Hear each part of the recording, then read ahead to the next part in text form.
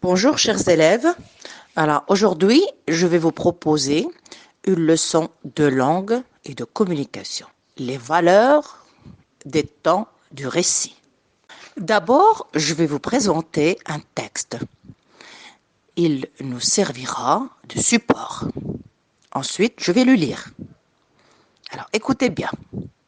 Au sommet, à 6 heures, nous arrivâmes au sommet. Mon ami débouclait doucement son matériel. Pendant ce temps-là, personne ne parlait. Il neigeait depuis ce matin. Le paysage devant nous était grandiose. Les cimes enneigées se côtoyaient comme des vagues d'une mer infinie. Le soleil levant les éclairait, leur donnant des teintes différentes. L'une était pourpre, l'autre rosée. J'étais fort heureux. Je contemplais ce beau paysage lorsqu'un gazouillement d'un oiseau me fit revenir à la réalité. Soudain, un oiseau apparut et se posa sur un arbre, décrivit un cercle au-dessus de nous et s'en alla. Chaque hiver, nous retournions à cet endroit pour profiter du beau paysage. De quel type de texte s'agit-il? Il s'agit d'un texte narratif. Relevez un indice verbal qui le montre. Ce qui le montre est l'emploi de l'imparfait et du passé simple. Donc, dans quel genre de texte se réunissent ces deux temps, le passé simple et l'imparfait? Eh bien, ces deux temps se réunissent dans un récit au passé, bien sûr. Alors, comment appelle-t-on ces temps? Eh bien, ce sont les temps du récit. Donc, le passé simple et l'imparfait sont considérés comme étant les temps du récit au passé. Le passé simple est le temps de référence utilisé à l'écrit pour faire le récit d'événements passés. Il n'est cependant pratiquement jamais utilisé seul. Il est associé alors à l'imparfait et dans certaines situations au plus que parfait. Le passé simple rapporte des faits qui constituent le premier plan du récit, c'est-à-dire qui constituent des actions importantes, celles qui font progresser le récit. L'imparfait donne des précisions sur l'arrière-plan. Il apporte des actions secondaires et renseigne sur ce qui sert de cadre à l'action principale. L'objectif de notre leçon d'aujourd'hui est le suivant. Aujourd'hui, nous allons découvrir ensemble les valeurs que revêt chaque temps, c'est-à-dire le passé simple et l'imparfait. En maîtrisant les valeurs du passé simple et celles de l'imparfait, nous saurons les employer correctement dans un récit. Je veux dire par là, quel temps on doit employer dans cette phrase et quel autre temps on doit employer dans l'autre phrase ou bien dans un passage ou tout un paragraphe. Dans un premier temps, nous allons nous intéresser aux valeurs de l'imparfait. Intéressons-nous à la phrase suivante. Mon ami débouclait doucement son matériel. Pendant ce temps-là, personne ne parlait. Très bien. Combien de propositions contient cette phrase? Cette phrase contient 2 propositions, ce qui veut dire 2 verbes conjugués.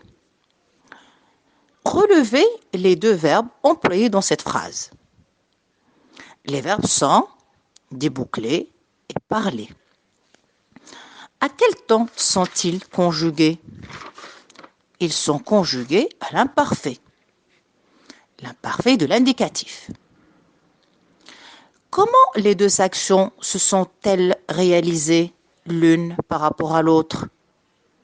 Autrement dit, comment peut-on situer dans le temps l'action de déboucler par rapport à celle de parler? Les deux actions se sont réalisées, bien sûr, au passé et en même temps. Donc, les deux actions se sont réalisées en même temps.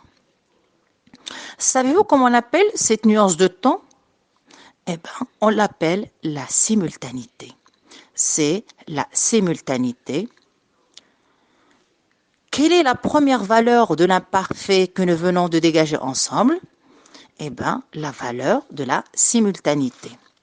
L'imparfait a la valeur de la simultanéité. Alors, les deux actions, celle de déboucler et celle de parler, elles se sont réalisées, bien sûr, dans le passé, en même temps.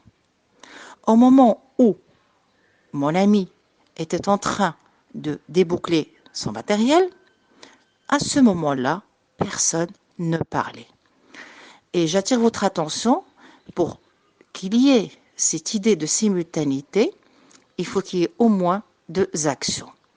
Donc, ici, il s'agit de l'imparfait, de la simultanéité.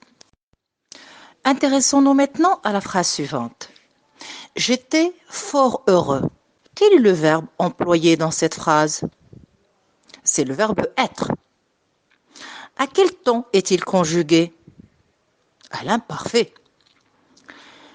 Dans quel état d'âme se trouve la personne qui dit cette phrase? Elle est heureuse. Quel sentiment exprime-t-elle? La joie.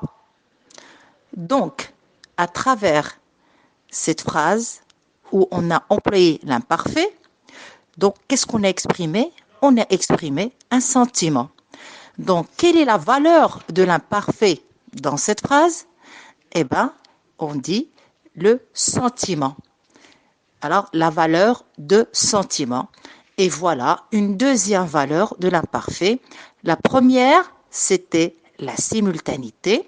Et la deuxième valeur de l'imparfait, jusqu'à maintenant, c'est le sentiment.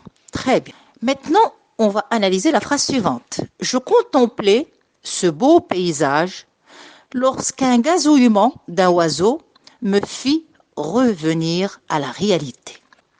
Bien. Nous allons nous intéresser à la première proposition de cette phrase, qui est « Je contemplais ce beau paysage ».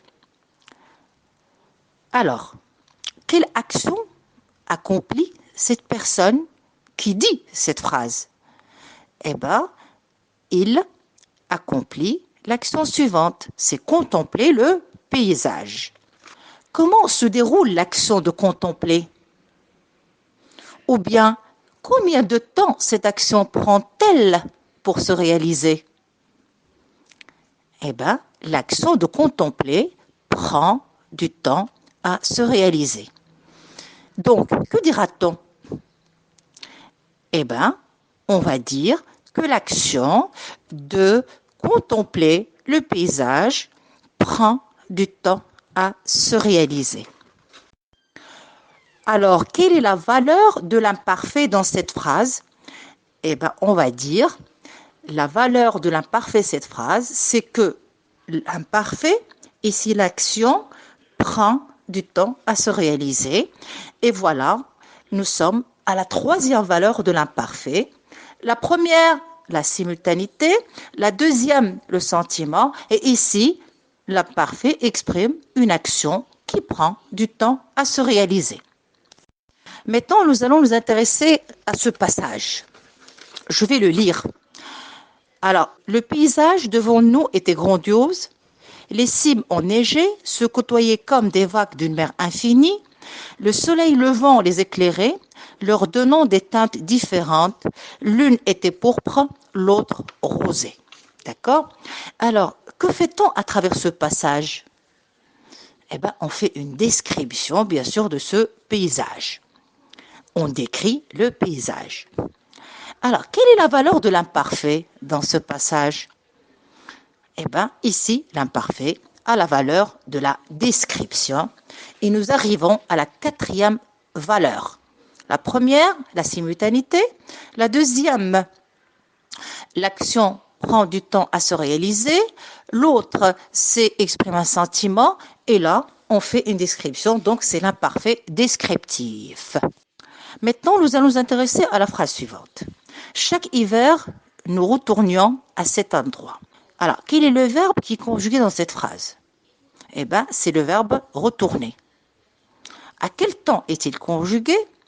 Il est conjugué à l'imparfait. Très bien. Alors, combien de fois l'action de retourner a-t-elle eu lieu? Une fois ou plusieurs fois? L'action de retourner à cet endroit a eu lieu plusieurs fois. Donc, l'action de retourner s'est répétée plusieurs fois dans le passé. Très bien. Alors, quel groupe de mots appuie cette idée de répétition? Dans la phrase, bien sûr. Eh bien, ce groupe de mots, c'est chaque hiver. Donc, il retourne chaque hiver justement pour admirer ce beau paysage. Par quel autre groupe de mots pouvez-vous le remplacer? Eh bien, on peut le remplacer par tous les hivers, régulièrement, à chaque fois, et bien d'autres expressions. Alors, quelle est la valeur de l'imparfait dans cette phrase? Eh bien, il a la valeur de la répétition et on dira aussi l'habitude. Alors, maintenant, nous avons relevé un certain nombre de valeurs, la simultanéité, le sentiment, une action qui prend du temps à se réaliser et la répétition et la description. Ce sont les valeurs de l'imparfait. Alors, qu'est-ce qu'on doit retenir concernant les valeurs de l'imparfait? Ce que nous devons retenir concernant les valeurs de l'imparfait, c'est que l'imparfait revêt plusieurs valeurs. On peut citer l'imparfait descriptif, l'imparfait de répétition ou d'habitude, l'imparfait pour exprimer un sentiment et l'imparfait pour exprimer une action qui prend du temps à se réaliser. Maintenant, nous allons nous intéresser aux valeurs du passé simple. Très bien. Alors, observez attentivement la phrase suivante. À 6 heures, nous arrivâmes au sommet. Quel verbe employé dans cette phrase? C'est le verbe arriver. À quel temps est-il conjugué? Au passé simple. À quelle heure est-on arrivé au sommet? On est arrivé à 6 heures. Donc, à quel moment l'action d'arriver a-t-elle pris fin? Donc, l'action d'arriver a pris fin par rapport à 6 heures, par rapport à ce moment qui est 6 heures. Donc, quelle est la valeur du passé simple dans cette phrase? Que dira-t-on? Eh bien, on va dire que le passé simple exprime une action qui a pris fin par rapport à un moment donné. Et ce moment donné dans cette phrase, c'est à 6 heures. Reprenez cette phrase en remplaçant à 6 heures par une autre expression de temps, par un autre moment. Eh bien, on va dire le soir. Le soir, nous arrivâmes au sommet. Ou bien le matin. Et on dira le matin, nous arrivâmes au sommet. Ou bien vers le coucher du soleil.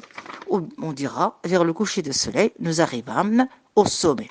Donc, quelle est la première valeur du passé simple que nous venons de dégager ensemble?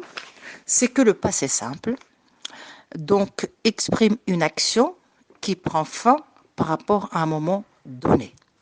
Intéressons-nous maintenant à la phrase suivante. Je contemplais ce beau paysage lorsqu'un gazouillement d'un oiseau me fit revenir à la réalité. Alors, cette phrase contient combien de propositions? Cette phrase contient 2 propositions, ce qui veut dire 2 verbes conjugués. Quels sont ces 2 verbes conjugués? Il y a le verbe contempler et le verbe fit. Fit revenir. Très bien. Alors, tout à l'heure, quand nous étions en train de dégager ensemble les valeurs de l'imparfait, qu'est-ce qu'on a dit à propos de la valeur de l'imparfait à travers le verbe contempler? On a dit que, ici, l'imparfait exprime une action qui prend du temps à se réaliser. Donc, la personne, elle est en train de contempler ce beau paysage. Alors, à quel moment cette action de contempler le paysage a-t-elle pris fin? Autrement dit, qu'est-ce qui a mis fin justement à cette action? Eh bien, ce qui a mis fin, c'est fit revenir à la réalité. Alors, lorsque le gazouillement s'est déclenché, donc l'action de contempler a pris fin. Alors, qu'est-ce qu'on peut dire concernant la valeur du passé simple dans cette phrase? Eh bien, le passé simple a interrompu, ou bien on pourra dire aussi, le plus simplement possible, a coupé l'action de contempler. Donc, voilà une autre valeur du passé simple. Le passé simple a interrompu, a coupé une autre action qui était en train de se réaliser. D'accord? Alors, jusqu'à maintenant, nous avons relevé ensemble deux valeurs du passé simple. La première valeur, le passé simple, exprime une action qui a pris fin par rapport à un moment donné. Et à travers cette phrase, on a appris une autre valeur du passé simple. Laquelle valeur? C'est que le passé simple a interrompu une autre action qui était en train de se dérouler. Intéressons-nous maintenant à la phrase suivante. Soudain, un oiseau apparut. Relevez le verbe employé dans cette phrase. C'est le verbe apparaître. À quel temps est-il conjugué? Il est conjugué au passé simple. Alors, comment l'action d'apparaître a eu lieu? Ou bien, l'action d'apparaître a eu lieu de quelle manière? Eh bien, l'action d'apparaître a eu lieu d'une manière soudaine. Bref, qu'est-ce qui appuie la soudaineté de l'action? C'est le mot soudain, l'adverbe soudain. Par quel autre groupe de mots, par quel autre mot peut-on remplacer soudain? On peut remplacer soudain par tout à coup, d'une manière soudaine, soudainement, etc. Alors, à partir de là, quelle valeur du passé simple peut-on dégager? Eh bien, on peut dire que ici l'action est soudaine et brève. Alors, nous sommes arrivés à dégager, jusqu'à maintenant, trois valeurs du passé simple. Le passé simple qui prend fin par rapport à un moment donné, le passé simple qui vient interrompre une action qui était en train de se dérouler, et bien sûr le passé simple qui exprime une action qui est brève, soudaine. Intéressons-nous maintenant à la phrase suivante. Il se posa sur un arbre, décrivit un cercle au-dessus de nous et s'en alla. Très bien. Combien de propositions contient cette phrase? Cette phrase contient trois propositions. À quoi le sait-on? Eh bien, on le sait à l'emploi de trois verbes conjugués. Dans cette phrase, il y a trois verbes conjugués. Quels sont ces verbes? Le verbe se poser, le verbe décrire et le verbe s'en aller. À quel temps sont-ils conjugués? Ils sont conjugués au passé simple. Selon quel ordre ces actions se sont-elles réalisées? Selon quel ordre ces actions se sont-elles réalisées? Alors, en première position, l'action de se poser. En deuxième position, l'action de décrire. Et en troisième position, l'action de s'en aller. Donc, se poser, décrire, s'en aller. Peut-on transgresser cet ordre? Non. Pourquoi? On ne peut pas transgresser l'ordre de ces actions puisqu'elles se sont réalisées d'une manière suivie.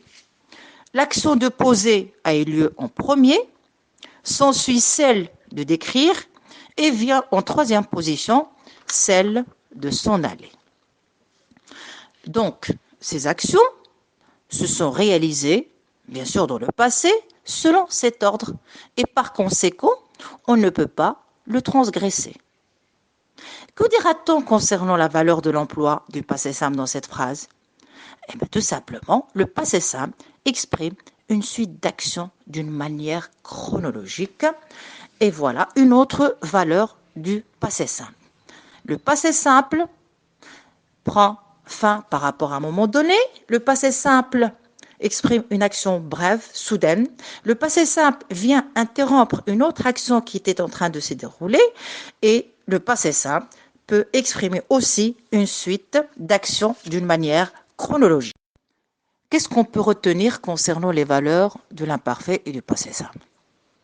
Ce que nous pouvons retenir, c'est que chaque temps a ses propres valeurs. L'imparfait a ses valeurs qui sont la description, la simultanéité ou bien une action qui prend du temps à se réaliser, la répétition ou l'habitude ou bien le sentiment. Qu'en est-il pour le passé simple? Le passé simple aussi a ses propres valeurs. Alors, il a la valeur de l'action soudaine, l'action qui est brève. Il exprime aussi une suite d'actions qui sont réalisées d'une manière suivie dans le temps ou bien d'une manière chronologique. Il peut exprimer une action qui vient interrompre une autre action qui était en train de se réaliser ou bien une action qui prend fin par rapport à un moment donné. Voilà, bon courage.